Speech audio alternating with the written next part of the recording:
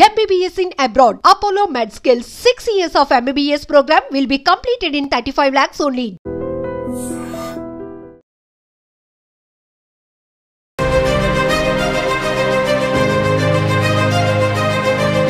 ఉత్తరప్రదేశ్లోని బరేలీలో అయితే దారుణం చోటు చేసుకుంది. ఒక ఆగతాయి కోచింగ్ కంప్లీట్ చేసుకొని కోచింగ్ సెంటర్ నుంచి వచ్చిన అమ్మాయిపై అసభ్యకరంగా ప్రవర్తించడం జరిగింది. మీకు అక్కడ క్లియర్ గా వీడియోలో చూస్తున్నాను. ఆ మహిళ కోచింగ్ కంప్లీట్ చేసుకొని నడుస్తూ వస్తుంటే వీడు ఆ సరౌండింగ్స్ లో గానీ ఆ రోడ్డు మీద గానీ ఎవరు కనిపించలేదు. కనిపించబోయేసరిలే ఆ వంకర బుద్ధితో ఇష్టం వచ్చినట్టు ఆ పిల్లని పట్టుకోవచ్చు అనే ఆలోచన మైండ్ లో వచ్చినప్పుడు అక్కడ అమ్మాయి వైపు బండి తీసుకెళ్లి ఆ నడుము మీద చేయి వేయడం జరిగింది. సో నోట్ చేసుకోండి. వెంటనే ఆ పిల్ల షాక్ అయ్యి వాడు వెళ్ళిపోయాడు. అట్లా పట్టేసుకొని వెళ్ళిపోయాడు. ఆ పిల్ల అలానే చూస్తుంది. అమ్మాయి చూసి వెంటనే పోలీస్ కంప్లైంట్ అయితే ఇవ్వడం జరిగింది. సో ఉత్తరప్రదేశ్ లో జరిగింది. యోగి గారి గురించి అందరికీ తెలిసిందే కదా, టాటా తీసేస్తాడు అమ్మాయిల జోలికి వెళ్తే. సో అదే జరిగింది. కంప్లైంట్ ఇచ్చిన తర్వాత పోలీసులు అయితే ఆరా తీశారు. మనకి పోలీసులు ఎలా ఉండాలి అని అనుకున్నామో అలానే ఉన్నారు. సో విత్ ఇన్ డేస్ లో వాడిని పట్టుకొని స్టేషన్ కి తీసుకెళ్లి బుద్ధి చెప్పడం జరిగింది. సో అక్కడ స్టేషన్ కి తీసుకెళ్లిన తర్వాత పరిస్థితి ఎలా ఉందో కూడా మీరు క్లియర్ గా వీడియోలో చూడొచ్చు. ఒక కాలు కుంటుకుంటూ నడవడం జరుగుతుంది. కాలు కట్టు కూడా ఉంది. ఇష్టం వచ్చినట్టు బిహేవ్ చేస్తే పోలీసులు చూస్తూ ఊరుకోరు. మనం ఎలా అయితే ఉండాలనుకున్నామో పోలీసులు అలానే ఉన్నారు. పోలీసులు ఏదైనా చిన్న తప్పు చేస్తే సోషల్ మీడియాలో విపరీతంగా ట్రెండ్ చేయడం జరుగుతుంది కదా.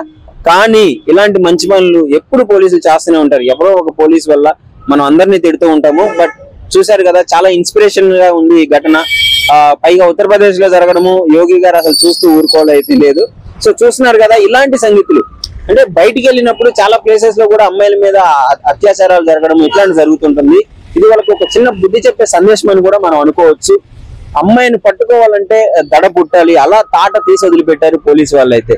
ఇట్లా అమ్మాయిల జోలికి వెళ్ళాలనుకున్న ఆలోచన ప్రతి ఒక్కరికి వస్తూనే ఉంటుంది. ఆ ఆకతాయిలు ఇష్టం వచ్చినట్టు తాగి రోడ్ల మీద గంజాయి తాగి తిరిగే వాళ్ళకి ఇలాంటి ఆలోచనలు వస్తుంది. మరి వాళ్ళ పేరెంట్స్ ఎలా పెంచుతున్నారో తెలియదు. ఒక పరాయి స్త్రీని చూసినప్పుడు ఆ స్త్రీలో మన అమ్మని గాని మన చెల్లిని గాని మన ఫ్యామిలీ మెంబర్స్ గాని చూసుకుంటే ఇలాంటి ఆలోచనలు రాదు. కానీ ఆ దుర్మార్గుడు అంటే ఆ వంకర బుద్ధితో పట్టుకొని ఆ అమ్మాయిని పట్టుకున్నాడు. శిక్ష మాత్రం అనుభవించాడు. సో ఇదే చూస్తున్నారు కదా, ఈ రోజుల్లో కూడా చాలా ఎక్కువైపోయింది. అక్కడ సీసీ కెమెరా ఉంది, బైక్ నెంబర్ ట్రేస్ చేసి పట్టుకోవడం జరిగింది. కానీ లేని ప్రదేశాల్లో చాలా మంది మహిళలు అట్లా జరగడం వల్ల ఇంకెందుకులే వెళ్ళిపోయాడు కదా అని లైట్ తీసుకుంటారు. ప్లీజ్ అలా ఉండొద్దు. మీకు శిక్ష పడాలి. ఎవరైతే తప్పు చేశాడో వాడికి శిక్ష పడాలి. సో మీరు కంప్లైంట్ ఇస్తేనే ఇదంతా జరుగుతుంది. ఆడపిల్లలు ఈ రోజుల్లో ధైర్యంగా ఉండాలి. అన్ని రంగాల్లో అన్నిటిని ఎదుర్కొంటూ ఉన్నారు. ఇలాంటి ప్రాబ్లమ్స్ కూడా ధైర్యంగా ఎదుర్కొని మీరు నిలబడితే చాలా మందికి ఆదర్శంగా నిలబడతారు. సో ఆ మహిళ ఎవరైతే ఉన్నారో ఆమె కూడా హ్యాట్స్ ఆఫ్ చెప్తున్నాను. ధైర్యంగా వెళ్ళి కంప్లైంట్ ఇచ్చింది. చిన్న తప్పే కానీ అని వదిలేయలేదు. సో ఇలాంటి అప్డేట్స్ కోసం చూస్తూనే ఉండండి ఐ డ్రీమ్ ఛానల్. నిజంగా ప్రస్తుతం ఉన్నటువంటి సమాజం దేనికి ప్రయారిటీ ఇస్తుంది? ఆర్థిక సంబంధాల చుట్టూ మాత్రమే తిరుగుతుంది. మళ్ళీ ఎన్నికలంగానే చాలా విరక్తి కలుగుతాం.